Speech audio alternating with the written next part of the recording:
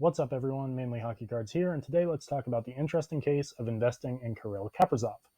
Kaprizov, before coming over to the NHL, was arguably the best player in the world that wasn't playing in the NHL. Of course, the jump was bound to happen at some point, but people didn't know when. And this past year in his rookie season, he did not disappoint as he put up awesome numbers and came away with the Calder Trophy as league's best rookie after scoring 51 points in 55 games. He turned 24 in April, and he adds to the how old is too old to win the Calder question that has prompted many discussions after Artemi Panarin did practically the same thing in the 2015-16 season, scoring 77 points in 80 games, also turning 24 in October of his rookie year. And let's not forget about Sergei Makarov. Now, while Kaprizov enjoyed a great rookie season, the rumor lately has been that he might leave back to the KHL.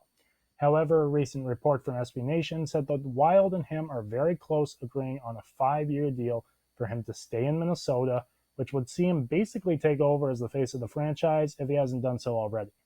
Even if it's not a 5-year deal, Kaprizov is going to get paid, and there's no doubt in my mind that Bill Guerin bucks up whatever it takes to keep him in Forest Green. As for cards, the Kaprizov Young Guns dropped at over $200 upon the release of Upper Deck Series 2 earlier this year, and while his card did drop to the low 70s in the early summer, it's bounced back and the card is going back up with some recent sales that have topped $100. Across the board, Kaprizov and Lafreniere have been duking it out in the hobby. You have some saying that Kaprizov is the better investment, and others say Lafreniere.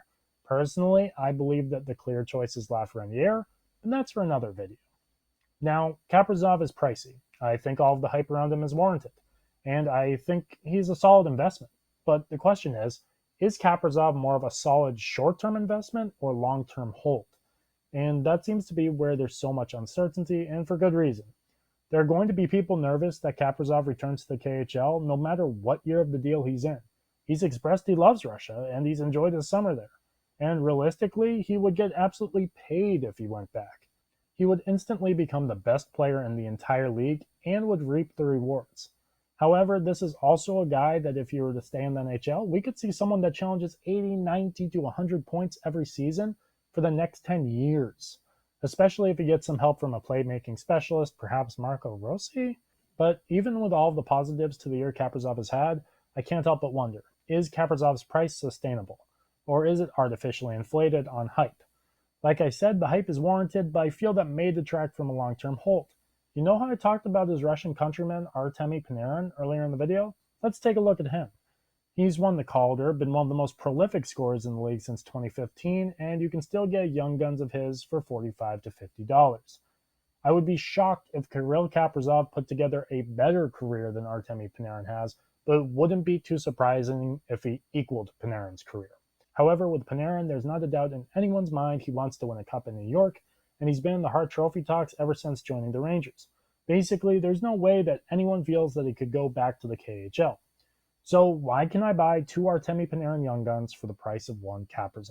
Is Artemi Panarin that undervalued, or is Kirill Kaprizov that overvalued? In my opinion, the better long-term hold, if going strictly by wanting to make a profit, is Artemi Panarin.